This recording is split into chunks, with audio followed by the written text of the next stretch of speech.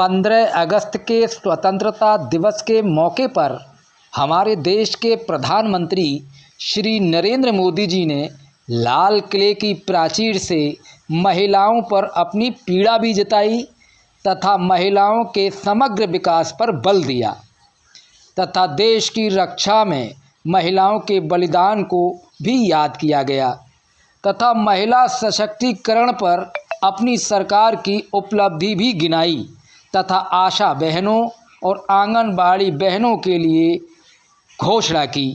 सुनिए क्या कहा हमारे देश के प्रधानमंत्री मोदी जी ने। बीते वर्षों में वुमेन लेड डेवलपमेंट मॉडल पर हमने काम किया है। इनोवेशन हो, एम्प्लॉयमेंट हो, एंटरप्रेन्योरशिप हो, हर सेक्टर में महिलाओं के कदम बढ़ते जा रहे हैं। महिलाएं सिर्फ भागीदारी बढ़ा रही है ऐसा नहीं, महिलाएं नेतृत्व दे रही है। आज अनेक क्षेत्रों में, आज हमारे रक्षा क्षेत्र में देखिए, हमारा एयरफोर्स हो, हमारी आर्मी हो, हमारी नेवी हो, हमारा स्पेस सेक्टर हो, आज हमारी महिलाओं का हम दमखम देख रहे हैं देश के लिए। लेकिन दूसरी तरफ कुछ चिंता की बातें भी आती हैं और मैं आज लाल किले से फिर बार एक अपनी पीड़ा व्यक्त करना चाहता हूं। एक समाज के नाते हमें गंभीरता से सोचना होगा कि हमारी माताओं, बहनों, बेटियों के प्रति जो अत्याचार हो रहे हैं उसके प्रति देश का आक्रोश है, जन सामान्य का आक्रोश है। इस आक्रोश को मैं महसूस कर रहा हूं। इसको देश को, समाज को, हमारी राज्य सरकारों को गंभीरता से लेना होगा। महिलाओं के विरुद्ध अपराधों की जल्द से जल्द जांच हो, राक्षसी कृत्य करने वालों को जल्द से जल्द कड़ी सजा हो। वो समाज में विश्वास पैदा करने के लिए जरूरी है। मैं ये भी बताना चाहूंगा कि जब बलात्कार की या महिलाओं पर अत्याचार की घटनाएं घटती हैं तो उसकी बहुत चर्चा होती है, बहुत प्रचार होता है, मीडिया में छाया रहता है। लेकिन जब ऐसे राक्षसी मनोवृत्ति व्यक्ति को सजा होती है तो वो खबरों में कहीं नजर नहीं आती, एक कोने में कहीं पड़ा रहता है। अब समय की मांग है कि जिनको सजा होती है उसकी व्यापक चर्चा हो, ताकि ऐसा पाप करने वालों को भी डर पैदा हो कि ये पाप करने की हालत ये होती है कि फांसी पर लटकना पड़ता है। और मुझे लगता है कि ये डर पैदा करना बहुत जरूरी है। मेरे प्यारे देशवासियों, आज नई शिक्षा नीति बहुतेक मात्राओं में कई राज्यों ने उसको अच्छे इनिशिएटिव लिए हैं और उसके कारण आज एक 21वीं सदी के अनुरूप हमारी शिक्षा व्यवस्था को जो हम बल देना चाहते हैं और विकसित भारत के सपने के लिए जिस प्रकार से मानव समूह तैयार करना चाहते हैं, नई शिक्षा नीति बहुत बड़ी भूमिका अदा। मैं नहीं चाहता हूं कि मेरे देश के नौजवानों को अब विदेशों में पढ़ने के लिए मजबूर होना पड़े। मध्यम वर्गीय परिवार के लाखों करोड़ों रुपया बच्चों को विदेश पढ़ने के लिए भेजने में खर्च हो जाए। हम यहां ऐसी शिक्षा व्यवस्था का विकसित करना चाहते हैं कि मेरे देश के नौजवानों को विदेश जाना न पड़े, मेरे मध्यम वर्गीय परिवारों को लाखों करोड़ रुपया खर्च करना न पड़े। इतना ही नहीं, ऐसे संस्थान निर्माण हो ताकि विदेशों से लोग भारत के अंदर उनका मुंह मोड़े। अभी अभी हमने बिहार का हमारा गौरवप्रद इतिहास रहा है, नालंदा यूनिवर्सिटी का पुनर्निर्माण किया है। फिर से एक बार नालंदा यूनिवर्सिटी काम करना शुरू कर दिया है। लेकिन हमें शिक्षा के क्षेत्र में फिर से एक बार सदियों पुराने उस नालंदा स्पिरिट को जगाना होगा, उस नालंदा स्पिरिट को जीना होगा, उस नालंदा स्पिरिट को लेकर के बड़े विश्वास के साथ विश्व की ज्ञान की परंपराओं को नई चेतना देने का काम हमें करना होगा। मुझे पूरा विश्वास है कि नई शिक्षा नीति ने मातृभाषा पर बल दिया है।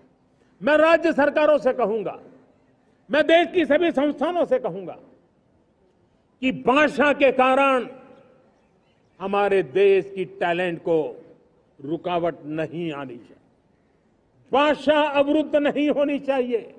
मातृभाषा का सामर्थ्य हमारे देश के छोटे छोटे गरीब से गरीब मां के बेटे को भी सपने पूरा करने का ताकत देता है। और इसलिए हमने हमारी मातृभाषा में पढ़ाई, जीवन में मातृभाषा का स्थान, परिवार में मातृभाषा का स्थान, उसकी ओर हमें बल देना होगा।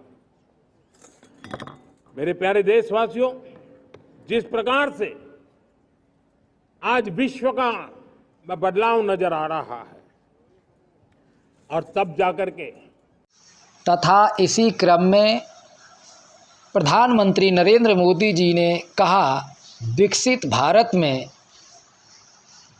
देश की रक्षा करने में महिलाओं की भागीदारी की भी चर्चा की। हर क्षेत्र में महिलाओं की भागीदारी सुनिश्चित करने के लिए अपनी सरकार की प्राथमिकता बताया और महिलाओं के ऊपर होने वाले अत्याचार पर अपनी पीड़ा व्यक्त की तथा महिलाओं के उत्पीड़न कानून को सबल करने के लिए अपनी सरकार की पहली प्राथमिकता बताया है। स्किल का महत्व बहुत बढ़ गया है और हम स्किल को और नई एक ताकत देना चाहते हैं। हम इंडस्ट्री 4.0 को ध्यान में रख करके हम स्किल डेवलपमेंट चाहते हैं। हम जीवन के हर क्षेत्र में, हम एग्रीकल्चर सेक्टर में भी कैपेसिटी बिल्डिंग करने के लिए स्किल डेवलपमेंट चाहते हैं। हम तो हमारा सफाई का क्षेत्र हो, उसमें भी एक नए स्किल डेवलपमेंट की ओर बल देना चाहते हैं। और हम स्किल इंडिया प्रोग्राम को बहुत व्यापक रूप से इस बार लेकर के आए हैं। बजट में भी इसका बहुत बड़ा, इस बजट में इंटर्नशिप को भी हमने बल दिया है ताकि हमारे नौजवानों को एक एक्सपीरियंस मिले, उनकी कैपेसिटी बिल्डिंग हो और बाजार में उनका ताकत दिखाई दे। उस प्रकार से मैं स्किल युवाओं को तैयार करना चाहता हूं। और इसलिए कई बार, और दोस्तों, आज विश्व की परिस्थिति को देखते हुए मैं साफ साफ देख रहा हूं कि भारत का स्किल्ड मैन पावर जो है, हमारा स्किलफुल जो नौजवान है, वो ग्लोबल जॉब मार्केट में अपनी दमक बनाए। हम उस सपने को लेकर के आगे चल रहे हैं। साथियों, विश्व जिस तेजी से बदल रहा है, जीवन के हर क्षेत्र में साइंस और टेक्नोलॉजी का महत्व बढ़ता चला जाने वाला है। हमें साइंस को बहुत बढ़ देने की आवश्यकता है। और मैंने देखा, चंद्रयान की सफलता के बाद हमारे स्कूल कॉलेज के अंदर साइंस और टेक्नोलॉजी के प्रति एक नई रुचि का वातावरण बना है, नई दिलचस्पी बढ़ी है। तब हमारे शिक्षा संस्थानों ने ये जो मनोभाव बना है, उसको नर्चर करने के लिए आगे आना होगा। भारत सरकार ने भी रिसर्च के लिए सपोर्ट बढ़ा दिया है। हमने ज्यादा से ज्यादा चेयर स्थापित किए हैं। हमने नेशनल रिसर्च फाउंडेशन बना करके हमने उसको एक कानूनी परिवेश में ला करके स्थायी रूप से एक व्यवस्था विकसित की है ताकि रिसर्च को लेकर के निरंतर बल मिले और ये रिसर्च फाउंडेशन उस काम को करे। मेरे बड़े गर्व की बात है कि बजट में हमने 1 लाख करोड़ रुपया रिसर्च और इनोवेशन के लिए हमने देने का निर्णय किया है ताकि हमारे देश के नौजवान के पास जो आइडियाज है, उस आइडियाज को हम जमीन पर उतार पाए। मेरे प्यारे देशवासियों, आज देश में नए अवसर बने, तब मैं कह सकता हूं 2 चीजें और हुई जिसने विकास को एक गति दी है, विकास को एक नई छलांग दी है। और ये है, पहला है आधुनिक इंफ्रास्ट्रक्चर का निर्माण। हमने इंफ्रास्ट्रक्चर को आधुनिक बनाने की दिशा में बहुत बड़े कदम उठाए हैं। और दूसरी तरफ सामान्य मानवीय के जीवन में जो बाधाएं हैं, ईज ऑफ लिविंग का हमारा जो सपना है, उस पर भी हमने उतना ही बल दिया है। पिछले 1 दशक में अभूतपूर्व इंफ्रास्ट्रक्चर का विकास हुआ है। रेल हो, रोड हो, एयरपोर्ट हो, पोर्ट हो, ब्रॉडबैंड कनेक्टिविटी हो, गांव गांव नए स्कूल बनाने की बात हो, जंगलों में स्कूल बनाने की बात हो, दूर सुदूर इलाकों में अस्पताल बनाने की बात हो, आरोग्य मंदिर बनाने की बात हो, मेडिकल कॉलेजों का काम हो, आयुष्मान आरोग्य मंदिरों का निर्माण चलता हो, 60,000 से ज्यादा अमृत सरोवर बने हो, 2 लाख पंचायतों तक ऑप्टिकल फाइबर नेटवर्क पहुंचा हो, नहरों का एक बहुत बड़ा जाल बिछाया जा रहा हो, 4 करोड़ पक्के घर बनना, गरीबों को एक नया आश्रय मिलना, 3 करोड़ नए घर बनाने के संकल्प के साथ आगे बढ़ने की हमारी कोशिश हो। हमारा पूर्वी भारत, नॉर्थ ईस्ट, उसका इलाका आज इंफ्रास्ट्रक्चर के लिए जाने जाना लगा है। और हमने ये जो कायाकल्प किया है, उसका सबसे बड़ा लाभ समाज के उन वर्गों तक हम पहुंचे हैं जो ग्रामीण सड़कें वहां बनी है जिनकी तरफ कोई देखता नहीं था, जिस इलाकों को नहीं देखता था, जिन गांवों को नहीं देखता था, दलित हो, पीड़ित हो, शोषित हो, वंचित हो, पिछड़े हो, आदिवासी हो, जंगल में रहने वाले हो, दूर सुदूर पहाड़ों में रहने वाले हो, सीमावर्ती स्थान पर रहने वाले हो, हमने उनकी आवश्यकता की पूर्ति की है। हमारे मछुआरे भाई बहनों की आवश्यकताओं को पूरा करना, हमारे पशुपालकों के जीवन को बदलना, एक प्रकार से सर्वांगीण विकास का प्रयास हमारी नीतियों में रहा, हमारी नीयत में रहा है, हमारे रिफॉर्म में रहा है, हमारे कार्यक्रमों में रहा है, हमारी कार्यशैली में रहा है। और उस सबसे बड़ा लाभ मेरे युवाओं को होता है। उनको नए नए अवसर मिलते हैं, नए नए क्षेत्र में कदम रखने का उसके लिए संभावनाएं बन जाती है, और वही तो सबसे ज्यादा रोजगार दे रहा है। और सबसे ज्यादा रोजगार प्राप्त करने का अवसर इन्हीं समय में उनको मिला है। हमारा जो मध्यम वर्गीय परिवार है, मध्यम वर्गीय परिवार को क्वालिटी ऑफ लाइफ, वो स्वाभाविक उसकी अपेक्षा रहती है।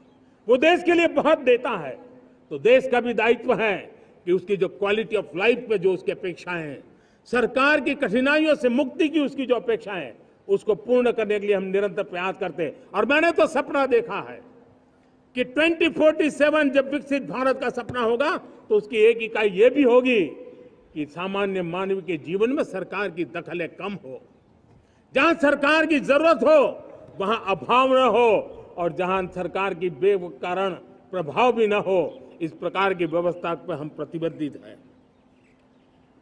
मेरे प्यारे देशवासियों, हम छोटी छोटी जरूरतों पर भी ध्यान देते हैं, हम छोटी छोटी आवश्यकताओं पर ध्यान देते हैं, और उसको लेकर हम चलते हैं। चाहे हमारे गरीब का घर का चूल्हा जलता रहे, गरीब की मां को कभी आंसू पी करके सोना न पड़े, और इसके लिए मुफ्त इलाज की योजना हमारी चल रही है। बिजली, पानी, गैस अब सैचुरेशन के मूड पर है, और जब हम सैचुरेशन की बात करते हैं वो 100% होता है। जब सैचुरेशन होता है तो उसको जातिवाद का रंग नहीं लगता है, जब सैचुरेशन होता है तो उसमें पांथिकता का रंग नहीं लगता है, जब सैचुरेशन का मंत्र होता है तब सच्चे अर्थ में सबका साथ सबका विकास का मंत्र साकार होता है। दुर्भाग्य से हमारे देश में आजादी तो मिली, लेकिन लोगों को एक प्रकार से माई बाप कल्चर से गुजरना पड़ा। सरकार के पास मांगते रहो, सरकार के पास हाथ फैलाते रहो, किसी की सिफारिश के लिए रास्ते खोजते रहो, वही कल्चर डेवलप हुआ था। आज हमने गवर्नेंस के इस मॉडल को बदला है। आज सरकार खुद लाभार्थी हितार्थी के पास जाती है। आज सरकार खुद उसके घर गैस का चूल्हा पहुंचाती है। आज सरकार खुद उसके घर पानी पहुंचाती है। आज सरकार खुद उसके घर बिजली पहुंचाती है। आज सरकार खुद उसको आर्थिक मदद दे करके विकास के नए आयामों को सर करने के लिए प्रेरित करती है, प्रोत्साहित करती है। आज सरकार खुद नौजवान के स्किल डेवलपमेंट के लिए अनेक कदम उठा रही है। साथियों, बड़े रिफॉर्म्स के लिए हमारी सरकार बहुत ही प्रतिबद्ध है, और हम इसी के द्वारा देश में प्रगति की राह को चुनना चाहते हैं। साथियों, देश में नई व्यवस्थाएं बन रही है। देश को आगे ले जाने के लिए अनेक विध नीतियों को, अनेक विध पॉलिसीज को निरंतर बढ़ाया जाए, और नए सिस्टम पर देश का भरोसा भी बढ़ता रहता है, निरंतर बढ़ता रहता है। आज जो 20-25 साल का नौजवान है, जो 10 साल पहले जब 12-15 साल की उम्र का नौजवान था, उसने अपनी आंखों के सामने ये बदलाव देखा है। 10 साल के भीतर भीतर उसके सपनों को आकार मिला है, धार मिली है और उसके आत्मविश्वास में एक नई चेतना जगी है और वही देश का एक नया सामर्थ्य के रूप में उभर रहा है। आज विश्व भर में भारत की साख बढ़ी है, भारत के प्रति देखने का नजरिया बदला है। आज विश्व में युवाओं के लिए संभावनाओं के द्वार खुले हैं, रोजगार के अनगिनत नए अवसर जो शायद आजादी के इतने सालों के बाद भी नहीं आए थे, वो आज उनके दरवाजे पर दस्तक दे रहे हैं। संभावनाएं बढ़ती गई हैं, नए मौके बन रहे हैं। मेरे देश के युवाओं को अब धीरे धीरे चलने का इरादा नहीं है। मेरा देश का नौजवान इंक्रीमेंटल प्रगति में विश्वास नहीं करता। मेरा देश का नौजवान छलांग मारने के मूड में है, वो छलांग मार के नई सिद्धियों को प्राप्त करने के मूड में है। मैं कहना चाहूंगा, भारत के लिए गोल्डन एरा है। वैश्विक परिस्थितियों की तुलना में भी देखें, ये गोल्डन एरा है, ये हमारा स्वर्णिम कालखंड है। मेरे प्यारे देशवासियों, ये अवसर हमें जाने नहीं देना है, ये मौका हमें जाने नहीं देना चाहिए और इसी मौके को पकड़ करके अपने सपने और संकल्पों को लेकर के चल पड़ेंगे तो हम देश की स्वर्णिम भारत की जो अपेक्षा और हमें विकसित भारत का 2047 का लक्ष्य हम पूरा